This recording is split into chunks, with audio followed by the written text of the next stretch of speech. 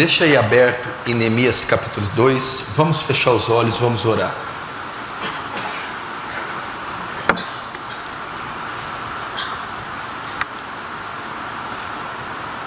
Pai Santo, Pai bendito,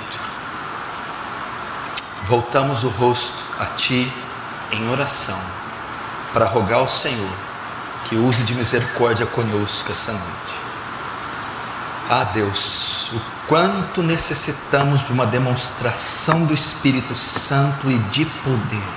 Já estamos fartos de palestras, fartos de promessas que o Senhor não fez, fartos de cultos, shows, fartos, Senhor, de motivação sensacionalista. Necessitamos de uma demonstração viva, poderosa do Espírito Santo. Eu não sei se vai fazê-la hoje. Eu não sei se sou digno de receber tal pedido. Eu não sei se queres fazer. Contudo, Senhor, do homem são as intenções do coração, mas do Senhor a resposta da boca. Se aprouver ao Senhor, segundo o beneplácito da sua vontade, assim o faz. Todavia, receba glória para si. Faz teu reino avançar, Senhor, e nos conforma à imagem do seu Filho. Mais esse dia, em o nome de Jesus. Amém e amém. Presta atenção. Para quem não veio domingo passado, eu ensinei a partir do livro de Neemias, no capítulo 1 de Neemias. O que trata o livro de Neemias? Ele trata da reconstrução da cidade de Jerusalém, principalmente dos muros e das portas. Muros de pedra, portas de madeira.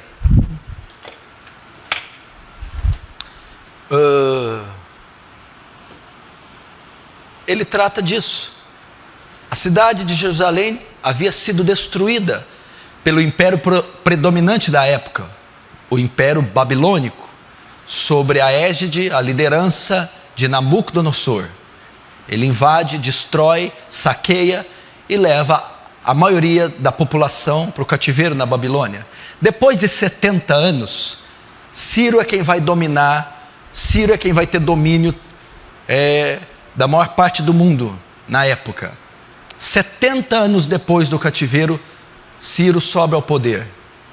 E Deus, cumprindo a promessa de Jeremias, através de Ciro, liberta o povo do cativeiro. Permite que o povo retorne da Babilônia para a sua terra natal, para Israel, para Jerusalém. E permite que eles reconstruam a cidade. A primeira leva vem sob a liderança de Esdras e Zorobabel, que vão reconstruir o templo, o altar, vão restituir o culto a Yahvé. E depois as demais levas sob a liderança de Neemias. Neemias vem com o propósito de reconstruir agora a parte frontal da cidade, os muros, as muralhas, as portas, a estrutura social, civil da cidade. Esse é o objetivo de Neemias. E eu usei este livro para fazer um paralelo com a reconstrução da sua vida. Ele também é um tipo. Tudo que se diz respeito de reconstrução, recomeço, reinício, o livro serve para isso. O livro é pertinente e atual. É a história de um homem que vai reconstruir sua pátria, a sua história, sua família, a sua vida. O livro serve para você que mudou-se para Franca, que mudou-se para essa igreja, ou que passou por situações, crises e problemas que devastaram a sua vida. A situação de Jerusalém era uma situação de ruínas, estava destruída, estava entre escombros, ela perdeu a sua beleza, a sua forma, para estar em completa ruína. E essa pode ser a história da sua vida.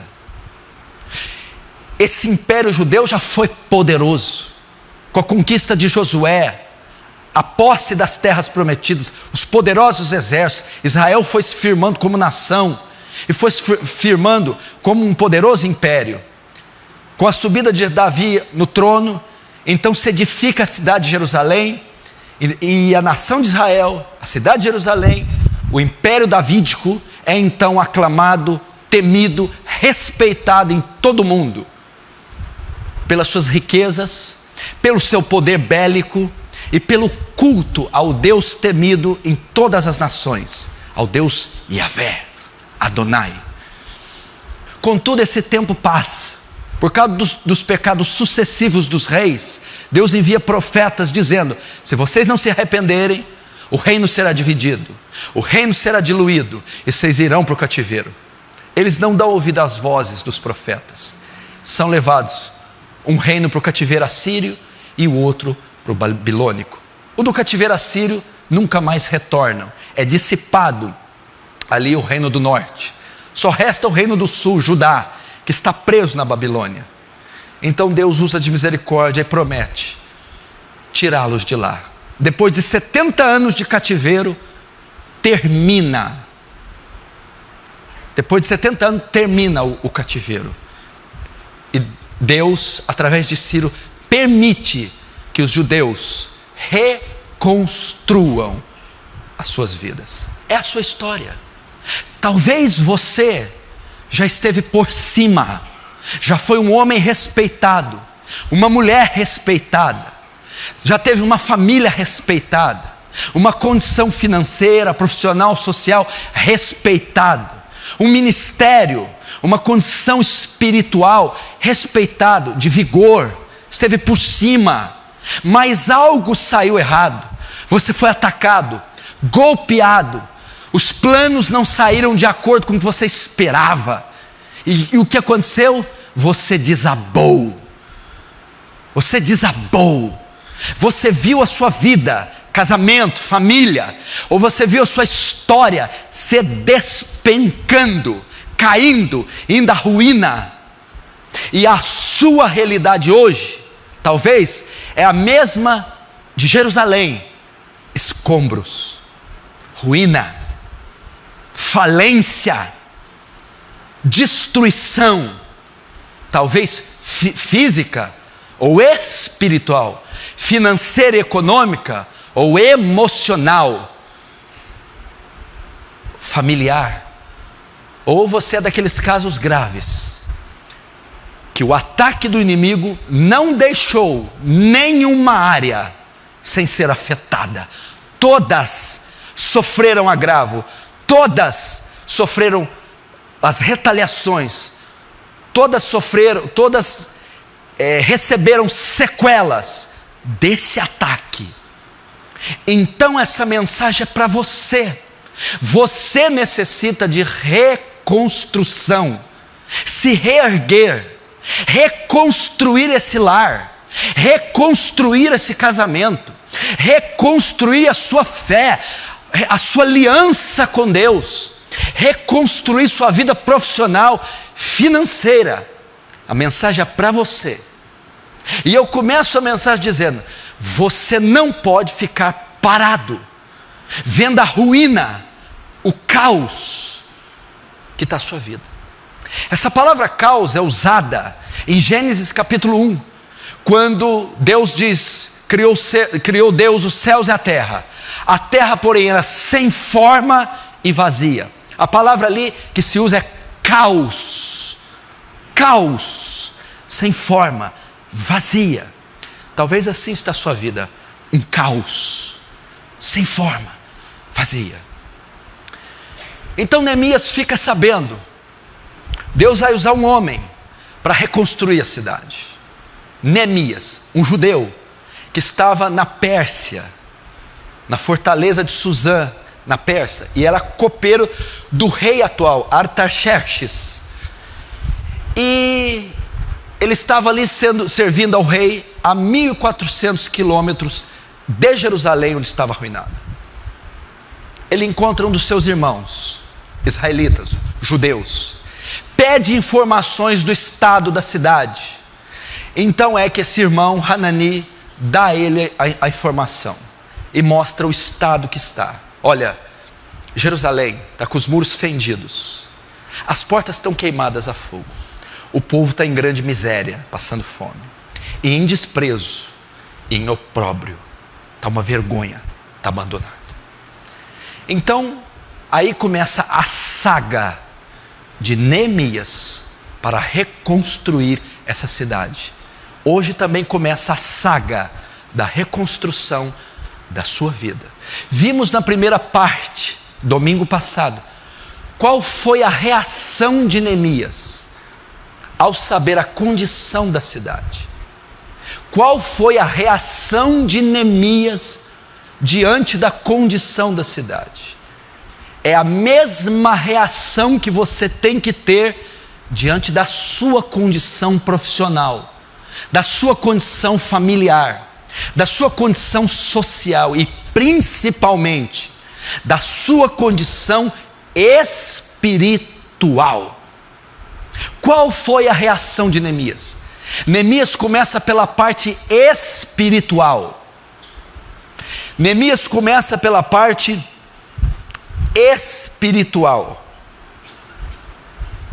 Você vai ler no capítulo 1, e tendo ouvido isso, Neemias dizendo, tendo ouvido isso, ouvido o quê? Ouvido o estado que estava Jerusalém. O que ele faz? Me assentei, lamentei e chorei, jejuei, estive orando perante o Deus do céu, dizendo, ah, Senhor Deus grande e terrível. O primeiro passo de Neemias ao saber a condição dele, foi uma atitude espiritual. A maioria de vocês está condicionada a agir em âmbito natural primeiro, por isso vocês não têm sucesso. Como assim? Quando vocês estão, olha, escuta o que eu vou dizer, talvez é um dos princípios mais importantes da pregação. Quando vocês se deparam com uma grandiosa crise no casamento, ou financeira, ou seja qual for, e ela atinge nuances, ela atinge o ápice, a primeira atitude de vocês, primeiro movimento de vocês, é uma atitude natural. Eu vou dar um telefonema, eu vou no banco fazer um empréstimo, eu vou quebrar o pau com aquela pessoa, eu vou resolver isso agora. A primeira reação de vocês é tomar uma medida natural. A primeira reação é tomar uma medida natural. Não é assim que crente faz. Não foi assim que Neemias fez. Logo você vai tomar uma decisão precipitada, uma conclusão precipitada, vai agir na carne. Neemias não fez isso. A primeira coisa que Neemias foi fazer foi consultar a Deus, foi entrar em período de jejum e oração, foi se consagrar, se separar, até que Deus lhe desse a direção. Vocês não. Eu vou quebrar o pau, eu vou dar um telefonema, eu vou fazer um empréstimo, eu vou viajar, eu vou fazer um negócio, eu vou tentar uma estripulia. Não, a Bíblia é clara nisso. Jeremias 17:5, maldito o homem que confia no homem e faz da sua carne o seu braço. Maldito o homem que confia no homem e faz da carne o seu braço. É uma palavra dita por Jeremias. Ele está dizendo, maldito o homem que confia nos talentos naturais, que dá ênfase na carne, no natural. Salmo 127:1 diz assim, se o Senhor não edificar a casa, em vão trabalham aqueles que edificam. Se o Senhor não guardar a casa, em vão vigia a sentinela. O que ele está querendo dizer? Não adianta. Aí o texto continua, inútil é levantar de madrugada e comer o pão das dores, porque Deus dá aos seus amados até enquanto dormem. Neemias sabia, se Deus não edificar Jerusalém, não vai adiantar eu edificar. Se Deus não guardar Jerusalém, não vai adiantar eu guardar. Maldito é o homem presunçoso, que tenta resolver tudo na astúcia, na presunção, na carne, nos planos. Ele tem que confiar no Senhor. O primeiro passo para a reconstrução da sua vida é espiritual e não natural. A maioria de vocês perdem porque estão lutando na carne. Está batendo boca com a filha, está batendo boca com o marido, está manipulando pessoas contra outras pessoas para provar a sua situação, está tentando planos, negócios, compra, venda, assinaturas, sem antes consultar a Deus, reservar um momento de consagração. O primeiro tijolo do muro, quem coloca é Deus e não você. A primeira pá de cimento, quem coloca é Deus e não você. Você não pode se precipitar. Muitos fazem isso, presta atenção. Por causa da pressão, porque a crise vai atingindo o clímax, porque as pessoas são tomadas de êxtase, elas começam a se precipitar. Você quer isso na prática? Quem mandou fazer o que você está fazendo? Foi Deus? Quem mandou? Quem mandou você comprar isso? Quem mandou você vender? Quem mandou você viajar? Quem mandou você falar isso para sua esposa? Quem mandou você tomar essa medida na tua casa? Essa medida veio de um longo período de oração e jejum? Essa medida veio de uma pesquisa profunda da Escritura? Essa medida veio depois de passar horas e dias e meses em consagração? Não, está começando errado, vai quebrar a cara. Se o Senhor não edifica a casa, se o Senhor não está à frente do projeto, em vão trabalham aqueles que a edificam.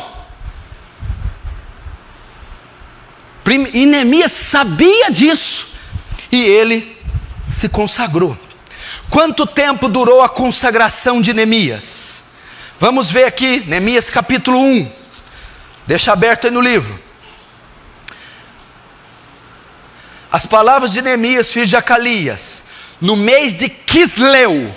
Agora o capítulo 2, Neemias 2, verso 1, no mês de Nissan. Vamos aí, presta atenção. Eu vou narrar hoje o início da reconstrução dos muros. Quando Neemias ficou sabendo, Denilson, do estado de Jerusalém, era Nissan, era Quisleu, novembro e dezembro. Quando ele foi começar o projeto, era Nissan, março e abril. Ele ficou sabendo do estado de Jerusalém em Quisleu, novembro e dezembro. Ele foi iniciar o projeto em Nissan, março e abril. O que significa? De abril até dezembro, de dezembro até abril, 4 meses. A consagração de Neemias durou 4 meses. 4 meses sem pegar em um tijolo, 4 meses sem dar um telefonema, 4 meses sem fazer uma compra, 4 meses sem tomar uma decisão, 4 meses, mas 4 meses fazendo o quê? Se consagrando. Por que 4 meses? Porque Neemias não ia reconstruir a casinha de boneca da tua filha. Neemias não ia reconstruir o jardim do Sochiquinho. Neemias ia reconstruir uma cidade. Ou seja, a obra que Neemias estava engajado exigia uma intensa consagração, uma leitura minuciosa. Eu acredito que a obra que você está envolvido, a crise que derrubou você, o projeto que você está envolvido é grandiosíssimo e ele exige uma grandiosa consagração.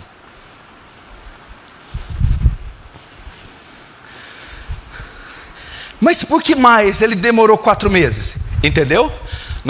A primeira parte foi a parte espiritual. A segunda, Neemias vai pôr a mão na massa. Por que 4 meses? Mateus, Lucas. Por que 4 meses? Júnior. Por quê? O que eu aprendo aqui para a reconstrução da nossa vida? Primeiro, ela começa no céu e não na terra, âmbito espiritual.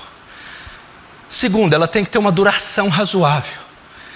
Terceiro, por que entre o relatório que ele recebeu do Estado de Jerusalém e a reconstrução levou 4 meses? O que ele fez durante os 4 meses, além de se consagrar? Neemias está fazendo, escute aqui, esse tópico é importantíssimo. Você quer reconstruir sua vida? Diz amém. 4 meses. Neemias está fazendo um planejamento. Como é que está a cidade? Está destruída, está tudo perdido, está tudo queimada. Nossa, pega os cavalos, vamos lá agora. Não, peraí, Neemias. É um grandioso projeto.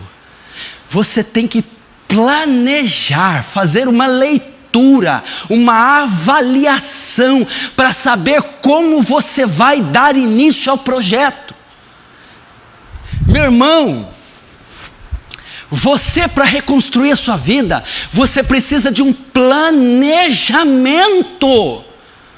Olha para o seu estado, olha para a sua condição. Não adianta sair a esmo, dar tiros no ar, socos no ar. Você está esgotando os seus cartuchos, os seus recursos, e não está acertando o alvo. Você está usando energia, empregando força, energia, recursos financeiros, fé, oração, mas sem um alvo definido, você vai fracassar.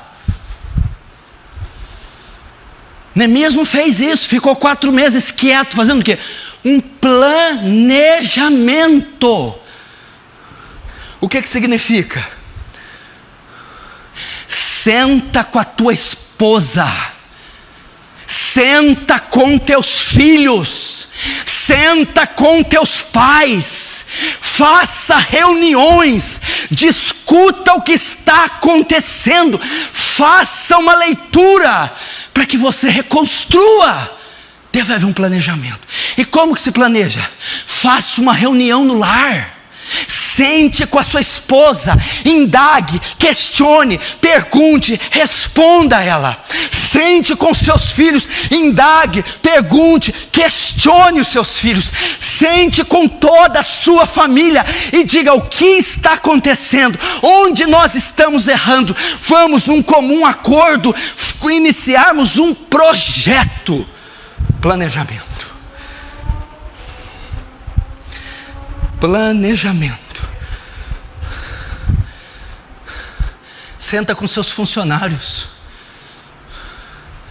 senta com os teus obreiros, senta com seus pastores, senta com seus subalternos, senta com seus liderados, senta com sua equipe, senta com a sua mulher, se a crise for no casamento, senta com seus pais, se a crise for entre pai e filho, senta com a família, se a crise for na família, senta com os pastores, se a crise for espiritual, senta, faça um planejamento. Amanhã eu vou orar e jejuar. Vai orar e jejuar para quê?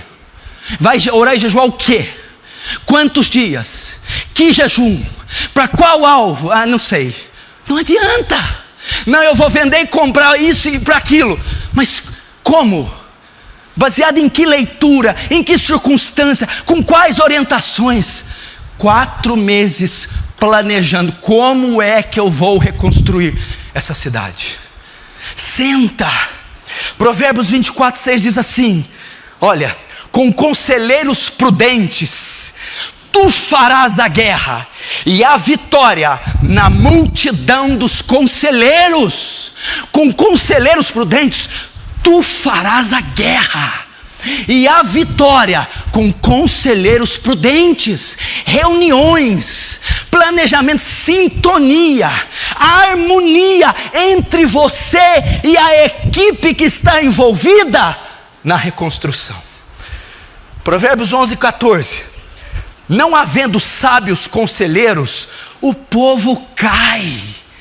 Não havendo sábios conselhos, o povo cai. Mas na multidão de conselheiros, eles se firmam. Foi o que Neemias foi fazer. Foi consultar o conselho.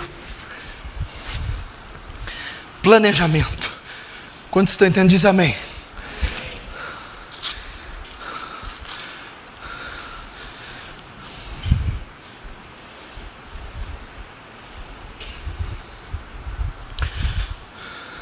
A reconstrução, ela começa no capítulo 2. Ok? Ela começa com Deus, já vimos isso. Foram 4 meses orando, jejuando, refletindo. A reconstrução se inicia com Deus e em Deus. 4 meses se consagrando e 4 meses fazendo o seu planejamento. Olha só, durante 4 meses, ele não tomou uma decisão sequer, não deu um passo, não colocou um tijolo, não fez nada. Por quê? Porque em 4 meses Neemias não fez nada, porque ele estava esperando. Ele não foi 4 meses orando, jejuando, para quê? Buscando uma resposta de Deus. E enquanto Deus não falasse, ele não começava. No capítulo 2, Deus responde Neemias. Então ele vai começar. Vamos ver, capítulo 2. No mês de Nissan, no ano 20º do rei Artaxerxes, uma vez posto vinho diante dele, eu tomei para oferecer e dei. Ora, eu nunca estivera triste antes. Aqui, capítulo 2, verso 1. No mês de Nissan, 4 meses depois, vai começar a reconstrução.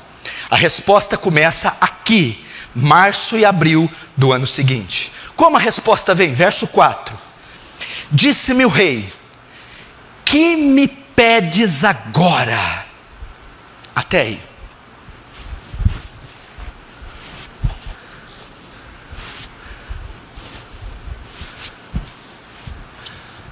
Quatro meses depois, Neemias, na fortaleza, no palácio de Suzã, orando, o rei percebe que Neemias está triste.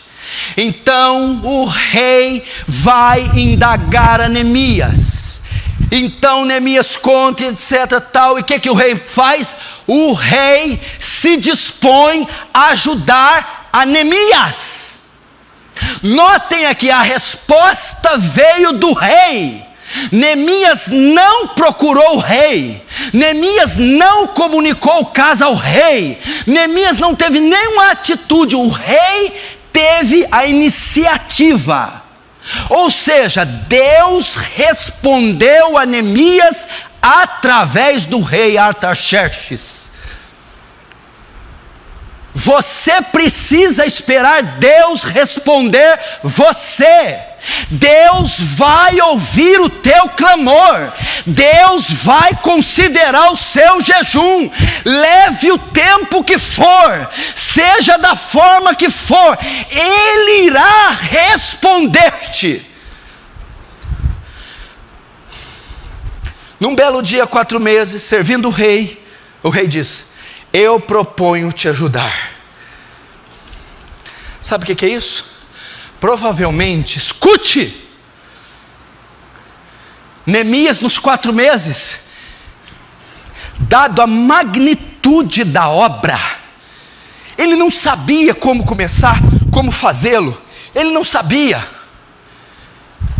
Provavelmente Neemias nos 4 meses orou assim, ó: Deus, me dá um sinal, me dá um sinal. Eu não tomarei atitude nenhuma. Me dê um sinal de quando eu começo, a forma que eu começo, a maneira que eu começo. Eu não farei nada sem que me dê um sinal claro, específico, direto, objetivo. E no mês de Nissan, um dia servindo ao rei, o rei diz: eu proponho te ajudar. Veio a resposta.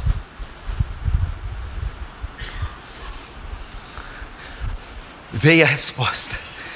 Depois de 4 meses, a porta se abriu. O rei notou que Neemias estava triste e foi indagar, inquirir, questionar Neemias. Quando Neemias apenas narra a história, o rei diz: o que queres que eu te faça? Parecia até Jesus dizendo para o cego: o que queres que eu te faça? O que me pedes agora? Como eu posso ser solícito a você? Como eu posso ser útil a você? Neemias vai dizer ali: bingo. Deus respondeu. Meu irmão, depois de 4 meses, a porta se abre. 4 meses fazendo um planejamento, 4 meses orando e jejuando, sem dar uma iniciativa, dizendo: Deus, me dê um sinal. 4 meses depois, a porta se abre. Verso 4, Neemias 2, verso 4. Disse-me o rei: olha o que o rei disse: que me pedes agora? Então orei a Deus do céu. Vixe, vamos olhar aqui. Você notou algo aqui, Danilo? Eles estão tendo um diálogo. Como é que ele orou durante um diálogo? Eu estou conversando com você: Neemias, por que você está triste? Ah, porque o sepulcro dos meus pais estão enterrados. O que queres que você faça? O que você quer que eu faça? Aí ele orou. Provavelmente aqui foi uma oração em espírito. Ele ia ajoelhar e orar. Neemias orou em espírito. Você não tem ideia o que eu vou falar agora, Felipe. Quando o rei pergunta para ele: o que eu posso fazer? A porta abriu. Neemias pensou: 4 meses que eu estou num desespero, 4 meses orando, jejuando, 4 meses pedindo a resposta. A porta abriu. E por que você vai orar? Eu vou orar para falar a coisa certa ao rei, para fazer a coisa certa, porque senão eu estrago tudo. Resumindo, sabe o que Neemias orou? Eu não posso perder essa oportunidade. Quantas vezes Deus abre portas para você, Deus mostra claramente o que fazer, como fazer, e você vai lá e estraga tudo. Por quê? Falta de oração. Confirmação. Neemias: Deus, me dá sabedoria. Como eu vou me pronunciar esse rei? Como eu vou responder? Então ele faz uma oração em segundos em espírito, porque a porta estava aberta. Ele não podia perder aquela oportunidade. Aqui nós aprendemos mais uma vez a importância da oração. Você, quando está fechando um negócio, você ora em espírito. Quando está numa reunião, ora em espírito. Quando está para fechar um negócio, ora em espírito. Busca a confirmação de Deus. Então as oportunidades escorregam da sua mão. 4 meses. Abriu a porta. E o rei pergunta: que me pedes? Neemias orou. Eu não posso falar besteira uma hora dessa, senão eu perco essa oportunidade. A prática da oração em espírito, da meditação, a prática de ter paz, de ter confirmação no coração, de ter certeza absoluta do que eu estou fazendo é a vontade de Deus. Foi o que Neemias fez.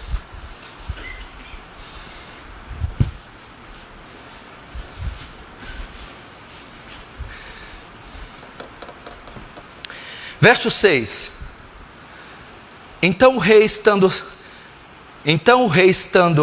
a rainha sentado junto a ele, disse: quando durará a tua ausência? Quando voltarás?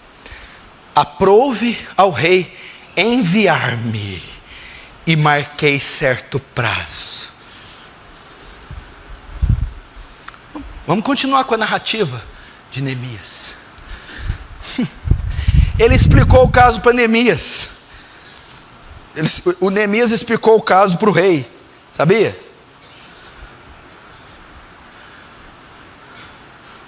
Sabe o que o rei fez? Neemias explicou o caso para o rei.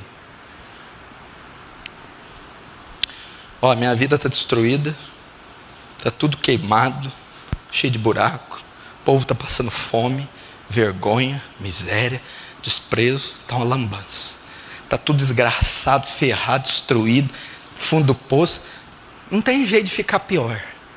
O senhor já viu o filme Massacre da Serra Elétrica? Então, eu estou na 8ª edição, eu sou o personagem principal, eu sou aquele que perde as vísceras no filme. Eu estou precisando de ajuda. Sabe o que o rei fez? Sim, eu te ajudo. O que eu aprendo aqui? Depois da nossa sinceridade de confessar nossos pecados a Deus e a nossa crise, depois de apresentarmos a Deus nossas razões, depois de olharmos para o nosso estado de miséria e ruína, iniciar um período de jejum, oração, buscando a Deus e pedindo a misericórdia, Deus então envia um homem. Deus então usa um homem. Deus abre o coração de um homem para aprovar, para apoiar e para investir em Neemias.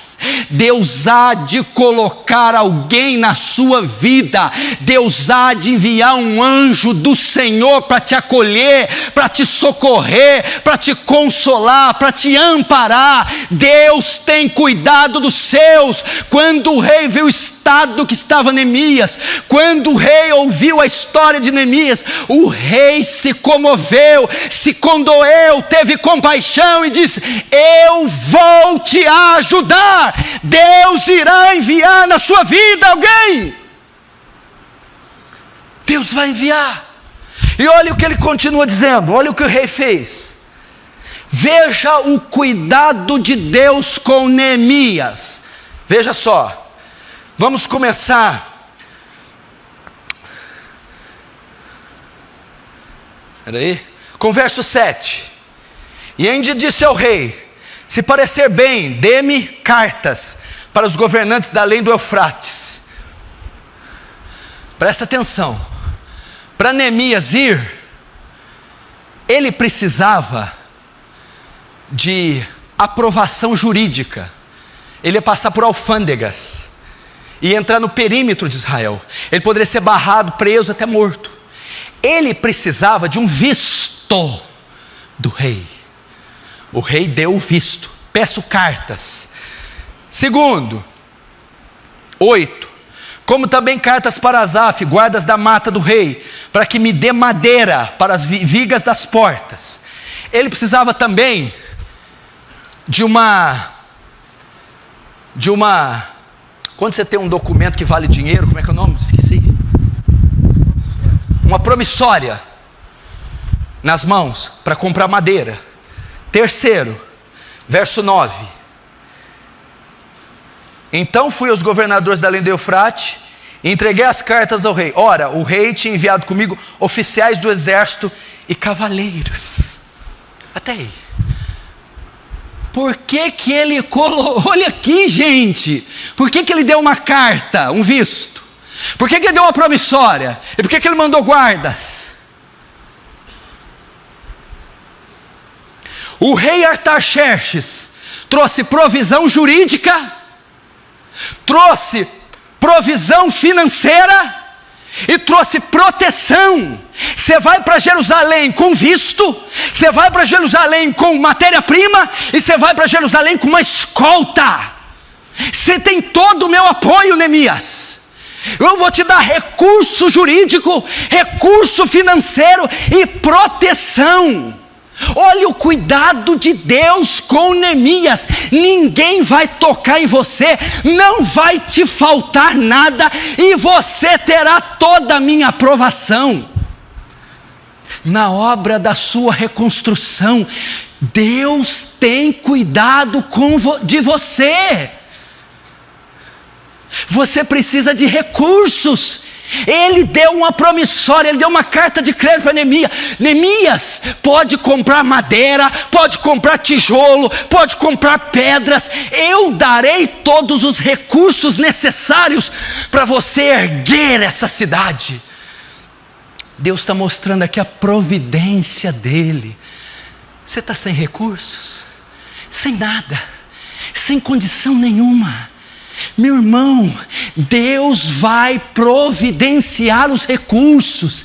É a providência divina. É o Deus que supre necessidade. É o Deus que investe, patrocina o seu próprio povo. Por que ele mandou uma escolta? Porque Neemias podia ser saqueado no caminho, sequestrado no caminho, morto no caminho. Poderia haver oposição. E ele manda uma escolta para levar Neemias seguro. Você sabe que nessa tarefa de reconstruir a sua vida, vai haver oposição, vai haver um levante ferrenho, vai haver uma represália, mas Deus há de cobrir você com as suas asas. Deus há de providenciar uma guarda especial para cobrir e guardar você. E o apoio jurídico?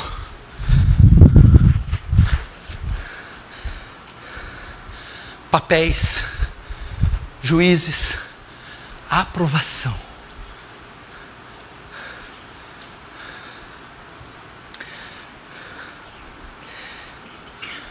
A carta do rei aprovando significa assim, ó: Neemias tem legalidade para fazer o que está fazendo.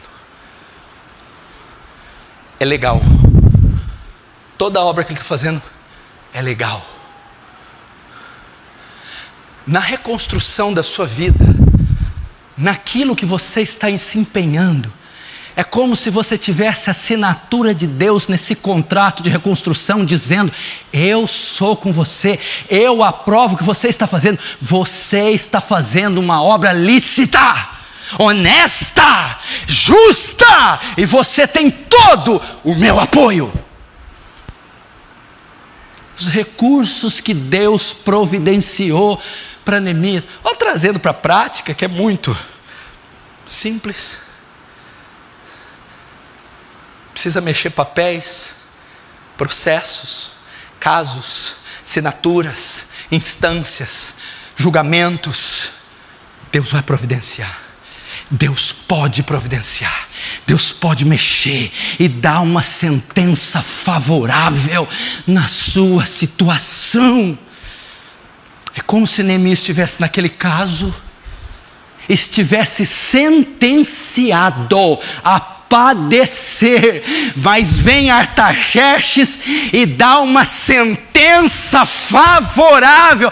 Vai, meu filho, reconstrui. Deus vai te dar uma sentença favorável para a reconstrução da sua vida. Você crê no que eu estou falando, ou vai ficar me olhando com esse olho inchado? Amém? Amém.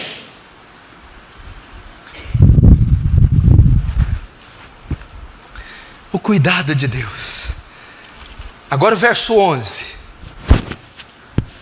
Verso 10, melhor dizendo. Disto ficaram sabendo Sambalate, o Horonita, e Tobias, o servo amonita. E muito lhes desagradou que alguém viesse a procurar o bem dos filhos de Israel. Verso 11... Verso 10, aliás, o que a gente vê? Rumores de uma resistência. A Bíblia é perfeita. Logo no início, o rei já tinha aprovado, melhor, Neemias já havia sabido do estado de Jerusalém, já havia orado, jejuado 4 meses, já tinha o projeto, a planta da reconstrução na mão, tinha a aprovação do rei, tinha o patrocínio e tinha a escolta. Ele iria iniciar o projeto. Tobias e Sambalate, daquela região, ficou sabendo. E não se agradaram. Rumores de uma resistência. Presta atenção, aqui é estratégico, não é coincidência. Quando eu quero evitar uma obra, o avanço, a vitória de alguém, eu não tento interceptá-lo no meio da prova. Eu tento impedi-lo de correr, impedi-lo de iniciar. Satanás sabia o perigo que representaria a reconstrução disso aqui. Então ele tenta interceptar a obra no início, antes que ela comece. Agora você vai entender porque você tem tanta dificuldade de se reerguer. De reerguer tua empresa, de reerguer tua família, de reerguer teu ministério, a tua vida espiritual. Porque quando você começa a ver os aparatos ao seu redor, e você sente que está pronto, e vai dar início, a oposição aparece, para causar desânimo em você, para desencorajar você, para impedir que você lance os alicerces, ou erga o primeiro tijolo logo no início. Você já viu? Quantas vezes você já se prometeu? Semana que vem eu começo um jejum. Nada. Semana que vem eu vou reformar isso. Nada. Agora eu vou dar um jeito na minha vida. Nada. Você já viu isso? É a oposição se levantando no início. Desânimo, calúnias, para te desencorajar. Olha só, escuta! Escute isso aqui. Satanás sabe que o primeiro passo, Júnior, é o mais importante de todos. E ele vai fazer de tudo para você não dar o primeiro. O primeiro passo, porque você já viu, você está ali, a hora que deu o primeiro, vai embora. É o primeiro. Então ele vai exercer, André, uma opressão ferrenha, uma oposição ferrenha, para que você fique debaixo dos escombros e não saia de lá. Ele vai fazer isso.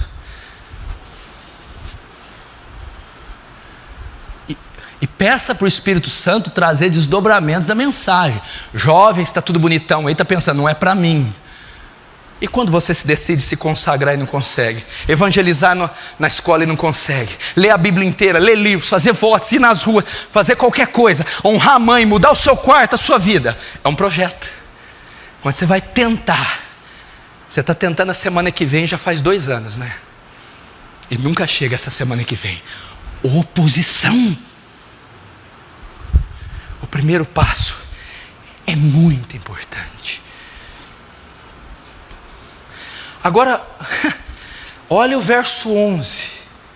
Não, peraí.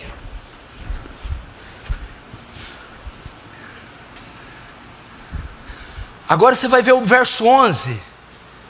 Silvana, o método que o diabo usa para impedir você de reconstruir. Vamos ver o método que ele usa.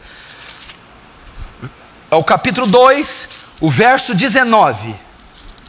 Porém Sambalate o Horonita e Tobias, o servo amonita, e Gesem o arábio, quando souberam, zombaram de nós e nos desprezaram e disseram: que é isso que quereis fazer? Quereis rebelar-vos contra o rei? Olha o método que o inimigo usa. Sabe qual é o método, André? Desprezo. Desprezo. Quem é esse povinho? Quem que é essa gentinha? Quem que é essa ralé? Ouvindo que eles iam reconstruir, desprezaram Neemias, aqueles judeuzinhos. É o desprezo, é dizer: você, Ângelo, você não vai dar nada na sua vida. Você, Alexandre, vocês. Mesmo método que Golias usou contra Davi. Quando Davi vem, aquele menininho, a Bíblia diz o quê? O que a Bíblia diz? Golias, 3 metros de altura, 400 quilos, um guerreiro fenomenal, um menininho pastorzinho. A Bíblia diz que quando Golias viu o menino, o desprezou. Só por acaso algum cão para vir comigo com paus e pedras? O desprezou. Fala: você é ralé, você é nada. Esse é o método do inimigo. diminuir você, denegrir você, rebaixar você, mexer na sua estima, nos seus complexos, dizer você não pode, você não é, você não faz, você nasceu para viver aí, nos escombros. Agora, qual foi a reação de Neemias? Qual foi a reação de Neemias? Presta atenção. Neemias está com o primeiro tijolo na mão e está indo. Aí vem o inimigo, para. Está iniciando, não iniciou ainda. Para. E desprezou. Qual foi a reação de Neemias antes do primeiro tijolo? Verso 20. Então lhe respondi: o Deus do céu é quem nos dará bom êxito. Nós, seus servos, nos disporemos e reedificaremos. Vós, todavia, não tendes parte, nem direito, nem memorial em Jerusalém. Sabe como é que Deus respondeu, Marcelo? Como é que Neemias respondeu? Primeiro, Deus é comigo. Segundo, deixa eu ver aqui o termo. Segundo, disporemos. Terceiro, reedificaremos. Quarto, vocês não têm parte nessa obra. Sabe como que Neemias respondeu à ameaça do inimigo? Sabe como ele respondeu? Eu disse assim, então respondi: o Deus do céu é quem nos dará bom êxito. Neemias disse assim: não, Deus está comigo, Deus está nessa obra, Deus está à frente do meu projeto, eu não vou recuar. Segundo, ele diz assim: Deus é quem nos dará bom êxito. Nós, seus servos, nos disporemos, vamos continuar, vamos construir, vamos nos dispor. É isso. A ameaça do inimigo era para quê? Para recuar. O que Neemias fez? Não, nós vamos avançar, eu não vou desistir, eu não vou abandonar minha família, eu não vou deixar meu projeto, eu não vou abrir mão do meu chamado, eu vou me dispor. Terceiro, nos disporemos e reedificaremos. Mas o que é isso, Natanael? Reedificaremos? Ele não tinha começado ainda, não tinha feito nada, mas ele falou: não, nós vamos reedificar. Neemias estava olhando lá na frente. Tobi Sambalate, eu já estou vendo um muro com 20 metros de altura. Eu vou reedificar. Fé. Neemias já estava contando com a conclusão do muro, com a vitória. Fé. Primeiro ele bate no peito: Satanás, Deus está comigo. Segundo, eu não desistirei dessa obra. Terceiro, pela fé eu vou concluí-la. Edificaremos. E quarto, vós todavia não tendes parte, nem direito, nem memorial em Jerusalém. Sabe o que ele disse?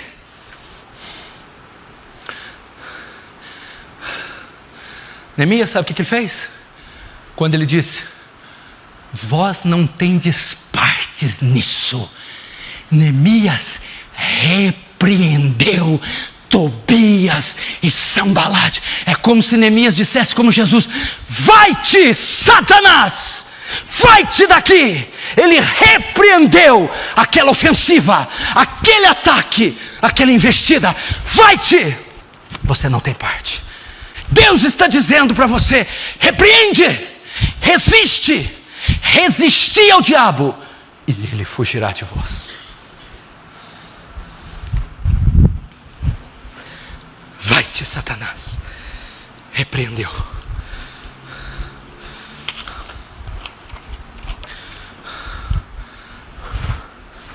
Quantos estão entendendo? Diz amém. Capítulo 3 agora. Vamos ver.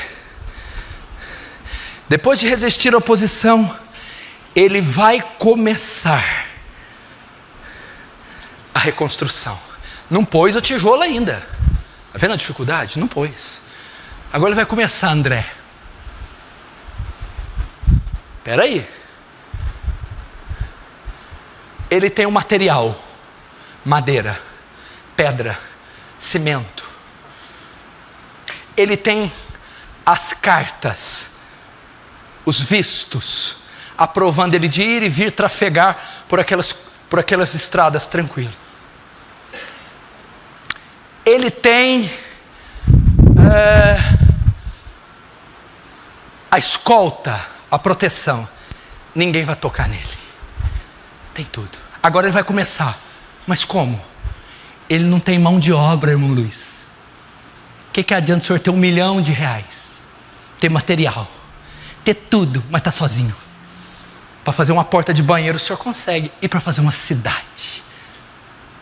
Ele não tinha mão de obra, estava sozinho. Sozinho.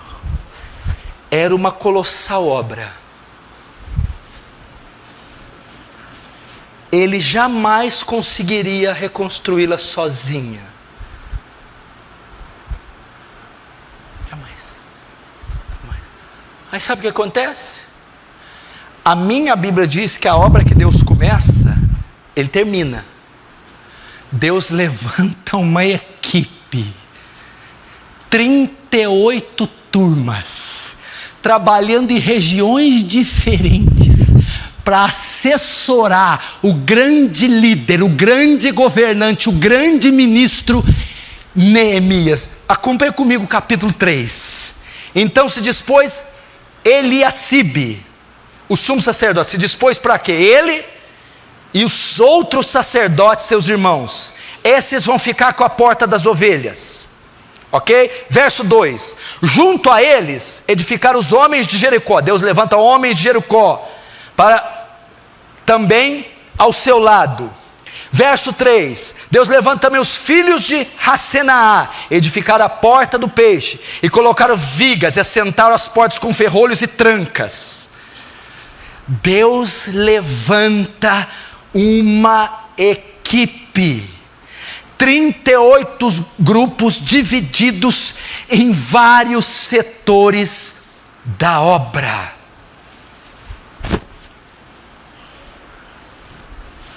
Deixa eu ver aqui. Estou tentando traduzir o meu.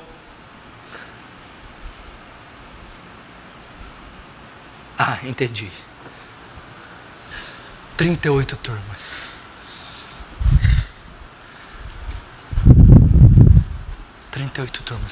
Sabe o que eu aprendo aqui? Meu irmão, Deus jamais vai deixar você sozinho.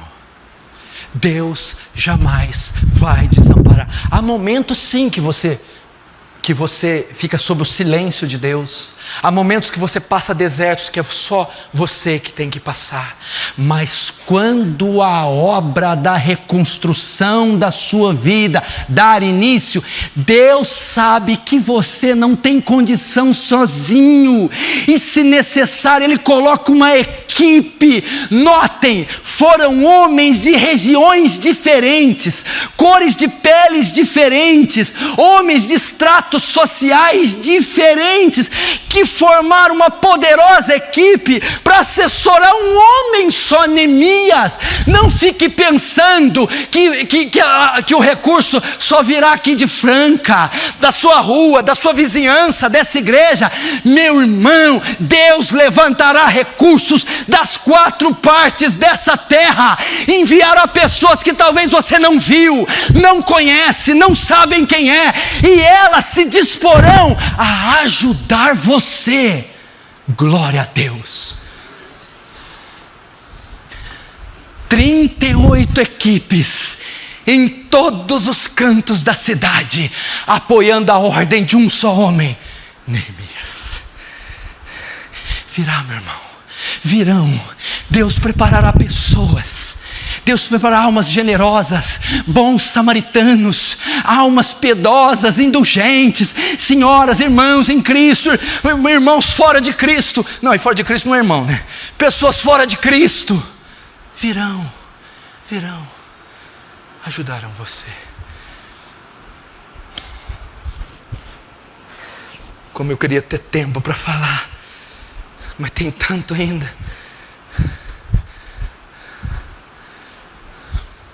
Depois de tudo, a obra dá início. Veja o verso 6. Joiada, filho de Passeia, e Mesulão, filho de Bessodias, repararam a porta velha, colocaram-lhe as vigas, e lhe assentaram as portas com seus ferrolhos e trancas. E aí vai. Qual que foi, no que consiste a descrição do versículo 6? A obra, enfim, começou. Enfim, começou. Enfim, a obra começou. Depois de tudo, ela iniciou. Não pense você que você ficará só no papel, só na promessa, só no abstrato, só no subjetivo. Você há de começar. Deus há de dar recursos, ânimo, motivação, coragem, força. Para que viu aqueles homens lá? Porque tem cada tópico, tem tanto desdobramento que a gente não...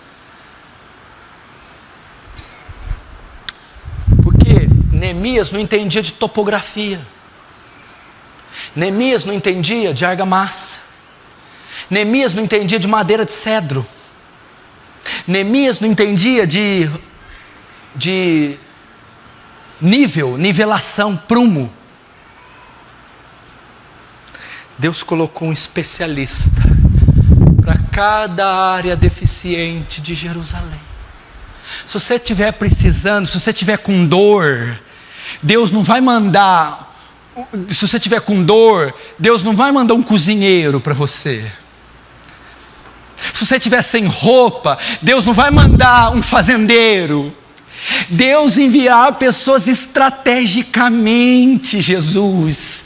Pessoas que tenham talentos e recursos, que vão de encontro com a sua necessidade. Eram pessoas experimentadas e cada uma no seu talento, na sua obra, fazendo aquilo que necessitava a cidade. Meu irmão, isso é o cuidar da soberania de Deus. Meu Deus, você tem que acreditar na fidelidade de Deus. Você tem que se lançar, descansar, se render à fidelidade e à precisão de Deus. Glória a Deus. Glória a Deus. Capítulo 4. Verso 6. Capítulo 4, 6. Assim edificamos o muro, e todo o muro se fechou até a metade de sua altura, porque o povo tinha ânimo para trabalhar. Capítulo 4, verso 6, sabe o que aconteceu? Eles tinham construído o muro até a metade. Metade do muro, não tinha acabado o muro, mas tinha colocado a metade. Que entende isso? Quem passava de longe, desse uma espiadinha, ó, estão fazendo um muro ali. As pedras são bege, parece ter um projeto de um jardim. Eu vi uns portais meio ali, deve uns... Que a cidade feia, suja, cheia de escombros, 70 anos que estava abandonada. Parece que vai ficar bonito, hein? Olha lá. Dá para ter uma ideia da forma. Jerusalém foi tomando forma. Eles já iniciaram o projeto. O muro já estava na metade. Já começou a retornar a identidade, tomar forma. Meu irmão, o seu sonho, o seu projeto vai começar a tomar forma, vai sair do papel. Quantos anos orando e jejuando e nada, quantos anos se revolvendo no leito de cama e nada, quanta oração, jejum e culto após culto, nenhum sinal, só poeira, ruínas, tragédia, dor. Mas finalmente você vai começar a ver o seu plano ter forma, vai sair do papel, você vai começar a ver as primeiras vitórias, você vai começar a ver esse cativeiro terminar, diz o Senhor. Forma. A sua filha vai voltar a dar credibilidade para você. Pai, finalmente o que o Senhor tanto fala está se cumprindo. Sua filha seus filhos vão dar credibilidade para você, mãe. Seu esposo, sua esposa. Você vai começar a ver a mão de Deus desenhar, esculpir, o arquiteto do universo, esculpindo o seu sonho, seu projeto, reerguendo a sua vida.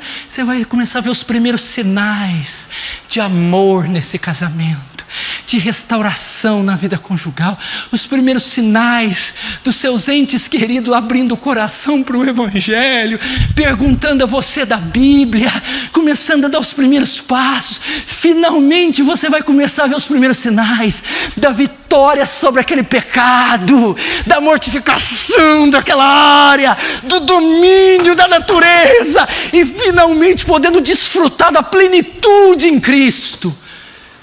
Metade do muro. Metade do muro. Agora, meu Deus, tem um segredinho aqui. Neemias 4, 6. Assim edificamos o muro, e todo o muro se fechou até metade de sua altura, porque o povo tinha ânimo para trabalhar. Não vai dar para falar. Sabe por que chegou, Fernando, na metade? Porque o povo comprou a briga. O povo falou assim: ou vai ou racha, ou nós põe esse muro para cima, ou não acaba de derrubar o resto. Eles se empenharam. Eu tive um discipulado com os jovens aqui ontem, e eu falei para eles algo. Depois eu discipulei o Danilo da Quinta do Café e também expliquei algo para ele sobre o meu ministério. Eu disse: essa é a diferença de crente e crente.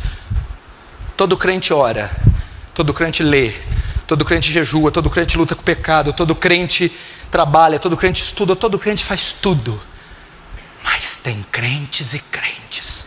Qual a diferença dos crentes vitoriosos e os crentes derrotados? É o que os crentes vitoriosos, eles pegam o boi pelo chifre. Eles são intensos.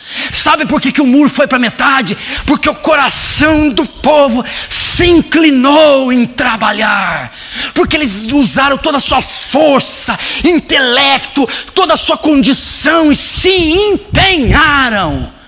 Essa é a diferença. O seu cristianismo meia boca, a sua oração meia boca, o seu jejum meia boca, o seu culto meia boca, não lhe renderá a reconstrução dos muros. Inclina seu coração, é intensidade, é uma disposição, uma luta. Então você verá a reconstrução. Quer fazer diferença nessa geração? Quer ser um homem de Deus, um poderoso pregador, um ganhador de almas, um grande ministro, um excelente pai, marido, filho, um excelente cristão? Aplica teu coração no que você está fazendo. Aplica teu coração.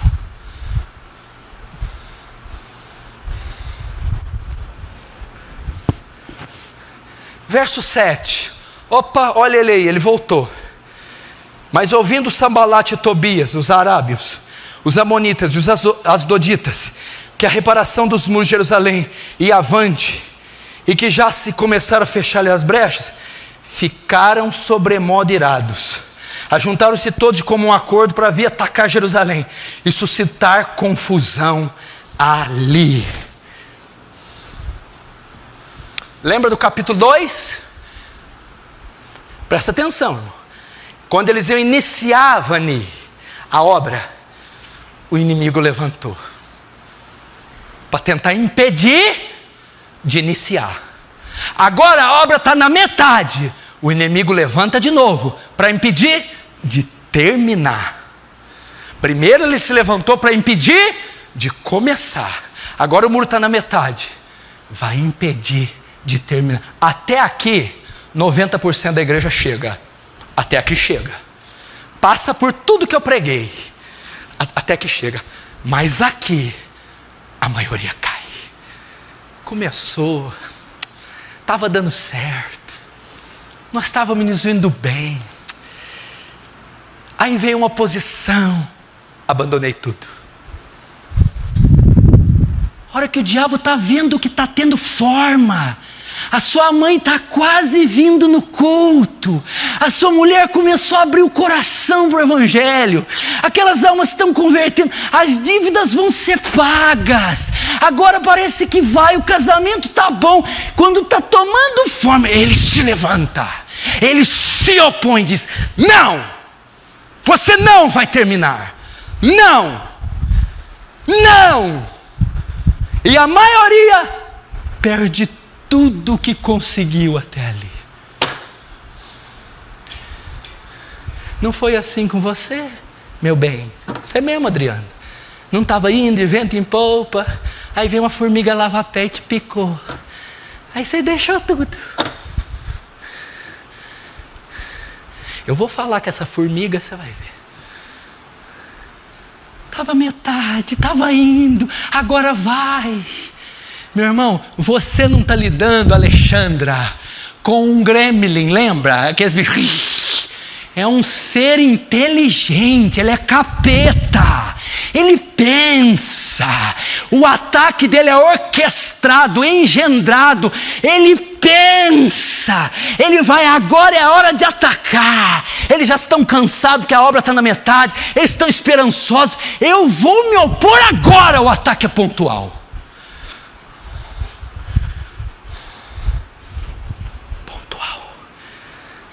Lê o 8 comigo. Ajuntaram-se todos de comum acordo para vir atacar Jerusalém e suscitar confusão ali. Gabriel, Satanás é um ser inteligente. Sabe o que o versículo 8 narra, Sérgio? Uma conspiração. Ele pegou gente da cidade, ele foi comprando, corrompendo, ele foi criar um motim, ele foi falar com os governantes, ele vai suscitar, eu vou impedir essa obra. Gente, é aí que vocês tomam, vocês acham, vocês têm a cultura de diabo, está amarrado, sai, capeta, e vocês acham que é assim que lida com ele. Meu filho, ele não é gato, ele não é cachorro, ele não é um animal irracional, ele desviou do céu 1/3 dos anjos, é a criatura mais inteligente que existe, ardilosa, sagaz, maligna. Ele está orquestrando um plano contra Neemias para derrubá-lo, agora que o muro está na metade. Então ele veio a primeira vez para impedir de começar, agora ele vem a segunda para impedir de concluir, de terminar. Olha o verso 11, Felipe Ribeiro, como é que ele faz? Verso 11, cadê do 4? Disseram, porém, nossos inimigos, nada saberão disto. Olha só, nada saber nem ver, saber e ver, até que entremos no meio deles e os matemos, assim faremos cessar a obra. Você viu aqui, Fabinho? Você não viu, você não entendeu nada que está aqui. Nós vamos entrar no meio deles, Juliano, no meio de vocês aí, sem vocês verem nem saberem, e vamos matar vocês.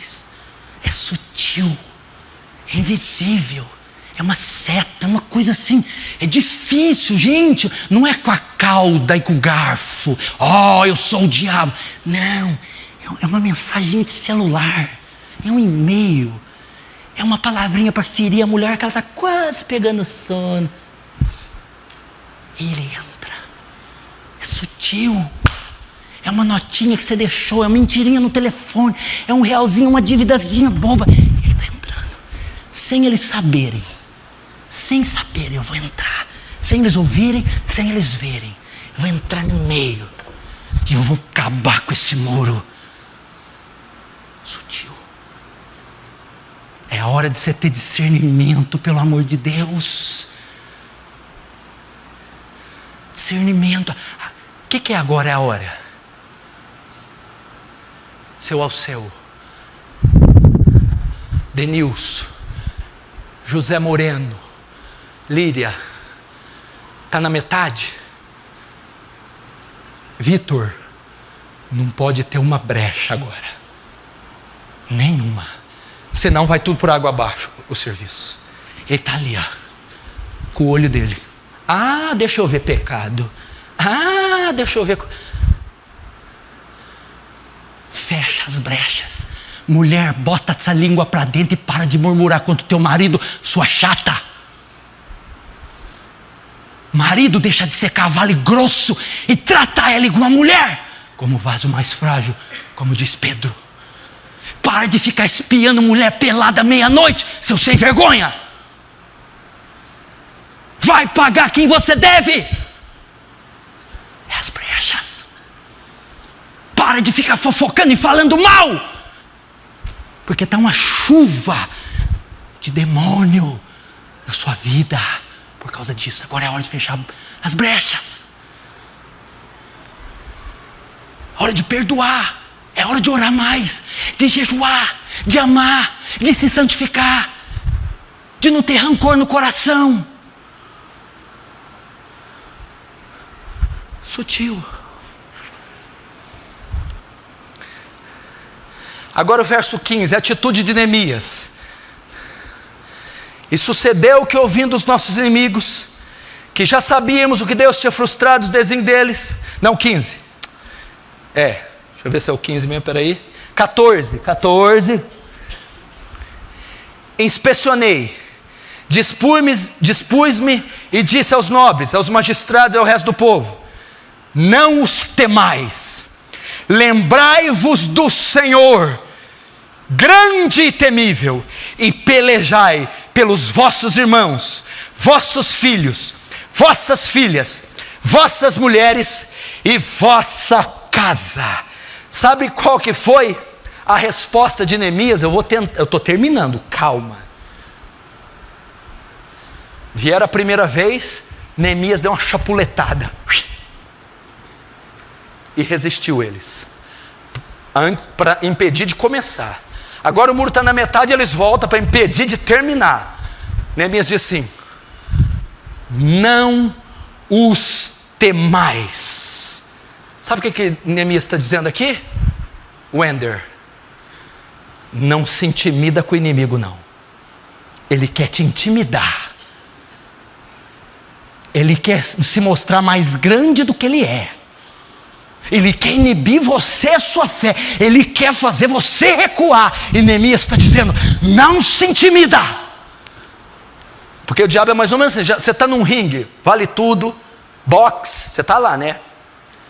Se o oponente vê que você deu um passinho, já ganhou a luta. Se ele vê você fazendo assim, está com medo. Não cede 1 milímetro de espaço para o inimigo. Não recue. Não se intimide. Não desista do projeto. É isso que ele está dizendo.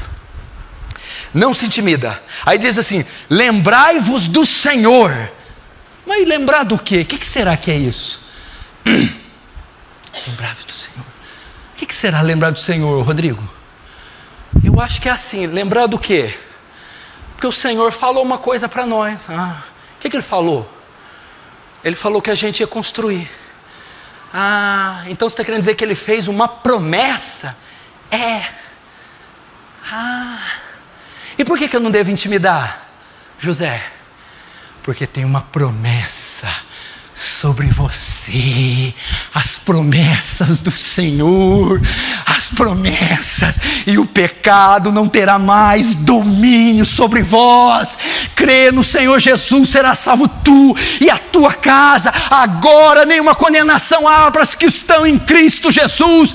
As promessas, não temas o inimigo, fie-se nas promessas. Fize nas promessas do Senhor e não recue as promessas. Depois ele diz: pelejai pelos vossos filhos, filhas, mulher e casa.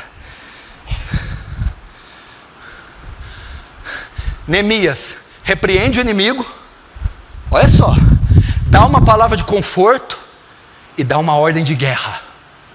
Manda ver, passa a mão na espada, pelejai, vamos ao combate, vamos ao ataque, vamos. Igreja, esse é o som da trombeta para a igreja, é uma ordem de guerra, é uma ordem de guerra. A Bíblia não chama você de coitado, sabe como é o título que a Bíblia usa para você? Soldado, exército, milícia, luta, guerra. Nós estamos em guerra e você é um soldado. Pelejai, desembanhai a espada e vamos para a luta. Luta pela sua família, luta pelos seus filhos, luta pelo seu sonho, seu projeto. Primeiro, não temas, não fique inibido. Segundo, as promessas. Alguém tem alguma promessa aí? Diz amém. Amém. Só metade? Ô filho, alguém tem alguma promessa? Amém. Terceiro, pelejai. Agora o 15. Vamos ver o que aconteceu. E sucedeu que, ouvindo os nossos inimigos, que já sabíamos, nossos inimigos que já o sabíamos e que Deus tinha frustrado o desígnio deles, voltamos todos nós ao muro, cada um a sua obra. Sabe o que aconteceu aqui? Aqui eu vou rápido. Sabe o que aconteceu, Marcos? Resistiu o diabo e ele fugiu. Foi embora. Bateu o pé. Vai, foi. E eles voltaram para a obra. Lembra disso? Resistir o diabo, é lógico que é da jeito certo, não é falar, está amarrado. Resistir o diabo é não ceder à tentação. Isso é resistir o diabo. Não é ficar clamando o sangue de Jesus, não. Não é nada disso, não. Nem amarrar, desamarrar. É não ceder à tentação. Aí ele vai investir. Viu que você não cedeu, você resistiu. E ele fugirá de você. Aí, sabe o que ele fala aqui no 15? Sucedeu que, ouvindo os nossos inimigos, já sabíamos o que Deus tinha frustrado o plano. Voltamos todos nós ao muro, cada um a sua obra. Sabe o que é isso, André e Kátia? É assim, ó. O diabo veio e se opor. Aí vocês deram uma balançada e resistiram ele. A hora que ele foi embora, Larissa vai para o seu posto, Kátia para o seu, eu para o meu, a outra para o outro, para o outro. Cada um com a sua fatia de responsabilidade. Vocês não têm um plano aqui de reconstruir essa família? Temos. Cada um vai fazer a sua parte. Viu, pai? Não é só você não. Viu, mãe? Não é só você não. Viu, filho? Não é só você não. Cada um cuidando do que lhe diz respeito. E se não é assim, é você, pai, que tem que colocar cada um no seu posto. Capítulo 5. Agora está terminando. Agora entra a pior batalha de Neemias. Olha o 5. Foi grande, porém, o clamor do povo e de suas mulheres. Contra quem? Os judeus, seus irmãos. Por quê? Porque havia os que diziam, somos muitos. Nós, nossos filhos, nossas filhas. Que se nos dê trigo para que comamos e vivamos. Até aí.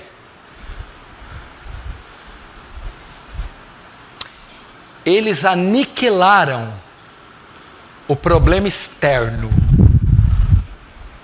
Tobias, Sambalate, fora, querendo entrar, Neemias expulsou. Agora vem um problema mais perigoso. Começou a ter problema interno.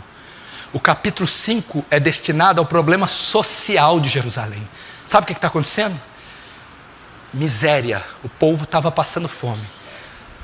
Os magistrados judeus e as famílias ricas estavam oprimindo as pobres.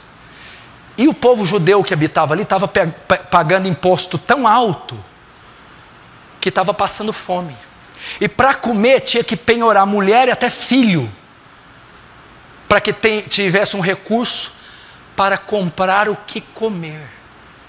Ou seja, a luta estava no auge, as obras em todo vapor, projeto, muro na metade. Começa a ter uma divisão entre eles, um conflito interno.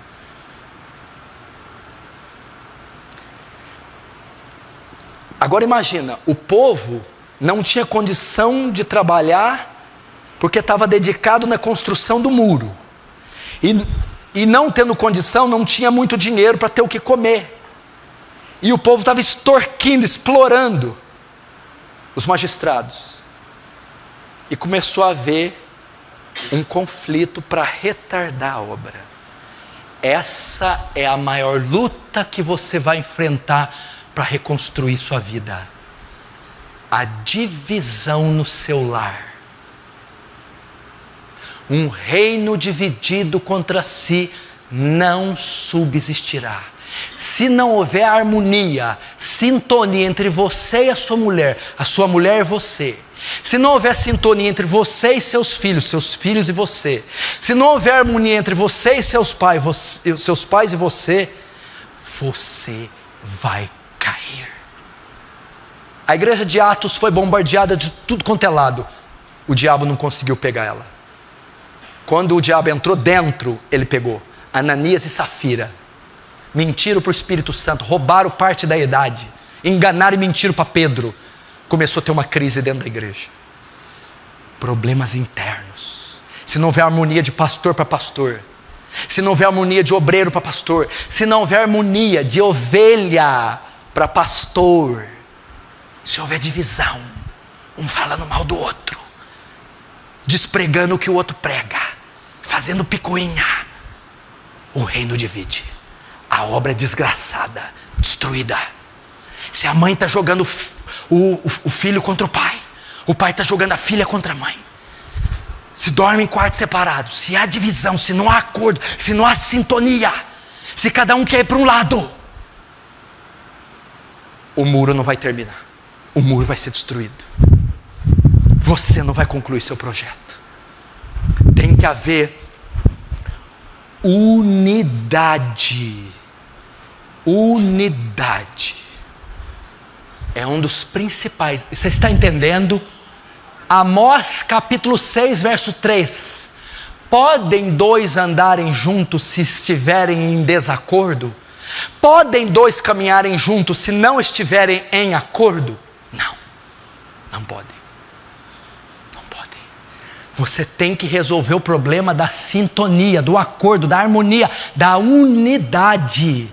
Começou a ter uma divisão, eles pensaram em parar com a obra. O povo estava passando fome.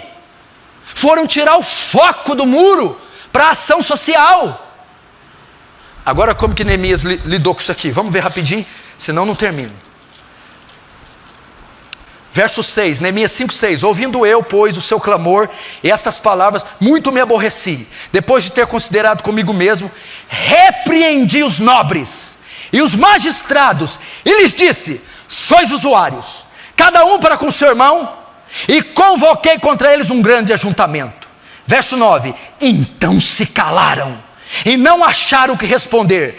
Disse mais: não é bom o que fazeis. Porventura não deveis andar no temor do Senhor nosso Deus, por causa do opróbrio dos gentios, dos nossos inimigos? Verso 11, restituí-lhes hoje, vos peço, as suas terras, as suas vinhas, os seus olivais, as suas casas, como também o centésimo do dinheiro de trigo, do vinho e do azeite. Verso 12, então responderam: restituir-lhe-emos, e nada lhe pediremos, faremos assim como lhe diz. Então chamei os sacerdotes e os fiz jurar que fariam segundo o que prometeram. Sabe o que Neemias fez? Vem cá você aqui, vem cá você, assina todo mundo essa potroca aí, e eu quero unidade. Aí vieram os magistrados de filinha assim, ó. Pronto. Resolvido. Esse Neemias é o carro. Esse Neemias é um lampião, né? Neemias é o rei do cangaço. Neemias ficou lá, ai. O outro lá meio, vem! Pronto. Devolve a terra desse, a desse para esse, a desse para ele. Beijo o outro, abraça o outro, pede perdão. Abraça e fala, te amo em hebraico. Já vai saber o que é isso. Abraçou. Agora sabe com quem que eu estou falando? Sabe quem que vai fazer isso? Não é a Dona Maria, nem a tia Anastácia, nem a Dona Benta. É você, Barão de Araruna. É você. É você. E quem fazia ele era o Rubens de Falco, hein? Só a veiarada que ria aí, ó. Não ri não, que você se entrega, meu filho. Aí todo mundo sabe que você tem mais de 50. É o pai que pega o menino, vem cá, senta aí. Pega a menina, vem cá, senta aí.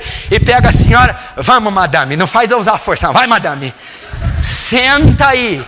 Aí vem ele, que é o jagunço, e senta também. Vamos resolver. Eu te amo, não te amo, perdoa, vamos isso, aquilo, aquilo, outro, isso. Foi isso que Neemias fez. Neemias, segundo aquela linguagem, é do Velho Oeste, era o xerife. Agora, está indo para o final. Agora, olha quem aparece de novo, o miserável não morre. Ô bicho, capítulo 6. E tendo ouvido Sambalate, Tobias, Gesem, o Arábio, e o resto dos nossos inimigos, que eu já tinha edificado o muro, até aí.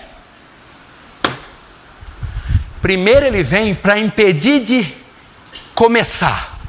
Depois ele vem para impedir de concluir. Agora o muro já está concluído.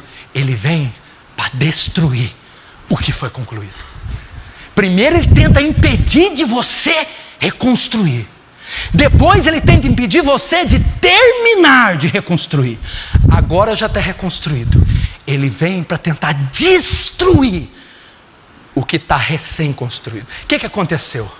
Os muros já estavam lá em cima. As portas quase colocadas. Estava quase terminado. Só que você sabe, uma obra que acaba de fazer, ela ainda está meio frágil. Tobias e Sambalate voltou. Vamos derrubar essa parada aí. Vamos matar esse camarada aí. Vamos acabar com isso aí. Satanás, olha só. Quando você estiver pegando a chave, estiver assinando, quando a mulher estiver batendo na porta para ir pedir o perdão, quando você estiver sentindo, recebendo um passo daquela libertação, ele vai vir novamente. Ele vai vir. Porque ele sabe que a construção ainda está frágil, ele vai destruí-la. Não subestime Satanás. Ele veio. Agora vamos ver a reação de Neemias de novo.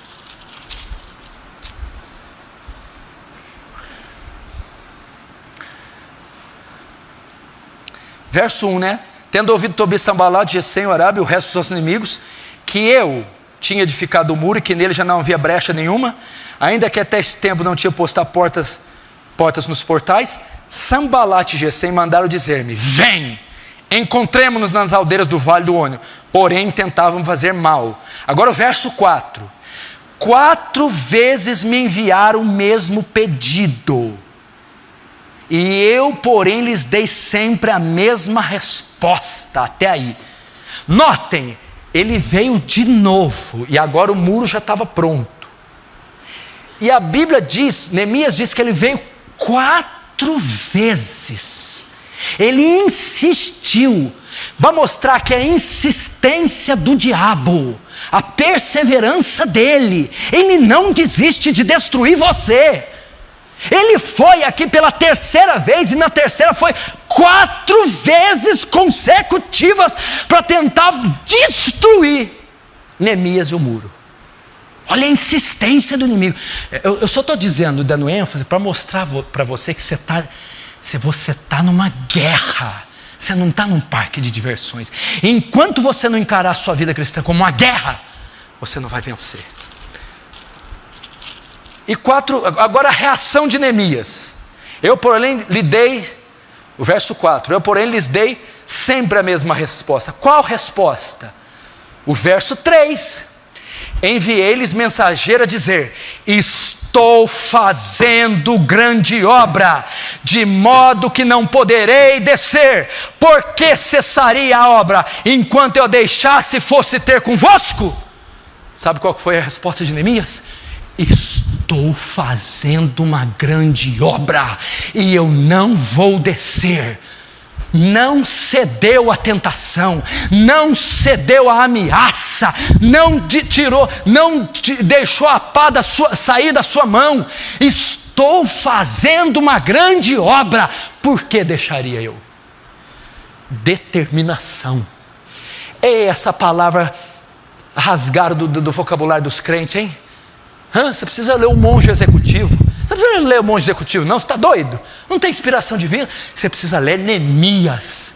Determinação, objetividade, afinco, esmero. É como Paulo diz: esquecendo das coisas que para trás fico, prossigo avanço para as que estão avante de mim, prossigo para o alvo. Eu já falei aqui, eu vou falar de novo. Sabe o que quer dizer essa palavra no grego? Avanço, violento esforço para frente. Paulo era um rolo compressor, uma máquina. Eu faço um violento esforço para frente. É assim que você tem que fazer no seu projeto.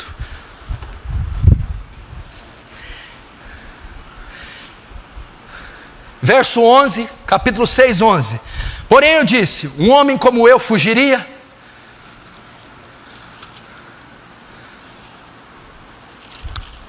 Até aí. Um homem como eu fugiria? Claro, não fugiu.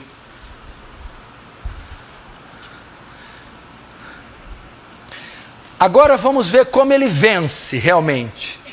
Verso 14. Neemias 6,14. Lembra-te, meu Deus, de Tobias e Sambalate, no tocante a estas suas obras, e também da profetisa Noadia, e dos mais profetas que procuraram atemorizar-me. Até aí. Só um princípiozinho aqui. Sabe como é que Neemias venceu a última ofensiva do inimigo? Verso 14. Lembra-te, meu Deus. Oração. Lembra que nós começamos com oração a reconstrução? Lembro. Sabe como é que termina a reconstrução? Com oração. O projeto deve ser constantemente regado pela oração. Não se esqueça disso. Capítulo 15, verso 15, a conclusão do sermão e do muro.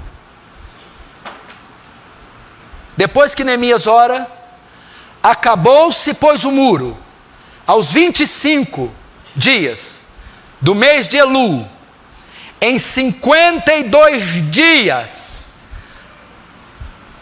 acabou-se, pois, o muro, ao 25 dias do mês de Elul, em 52 dias. Sucedeu-se que, ouvindo todos os nossos inimigos, temeram todos os gentios, nossos circunvizinhos, e decaíram muito no seu próprio conceito, porque reconheceram que por intervenção do nosso Deus é que fizemos essa obra. Aqui tem 3 coisas, rapidinhas. Primeiro, a promessa que Deus fez se cumpriu. O muro foi erguido em 52 dias. A obra que Deus começou, Ele completou. Segundo, muitos dos nossos inimigos, ouvindo isso, temeram. O que é isso? A reconstrução daquele lugar causou impacto nos vizinhos, de maneira que fizeram eles temer.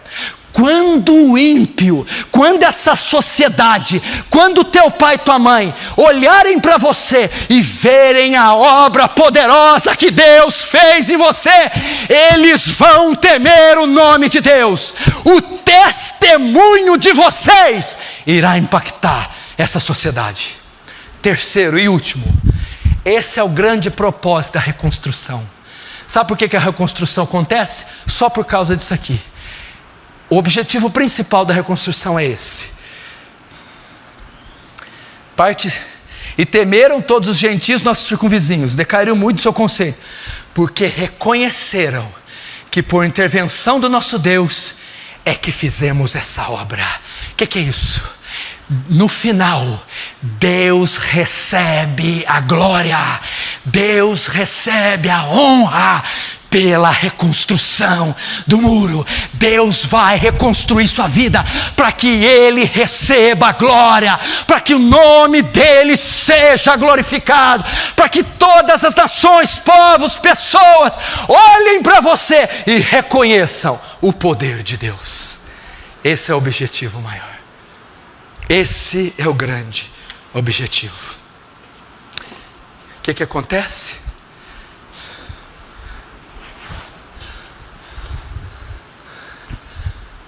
Neemias consegue. O sonho foi concluído. O projeto foi acabado. Ele reconstruiu a cidade. Os muros agora não tem mais brecha. As portas estão queimadas. Ele vai passar a governar. A miséria vai ser terminada. O opróbrio, a vergonha. Eles voltarão a ser um povo com honra. E no final, o nome de Deus é exaltado. O nome de Deus. Está vendo essa situação que você está aí? Está vendo? Essa crise?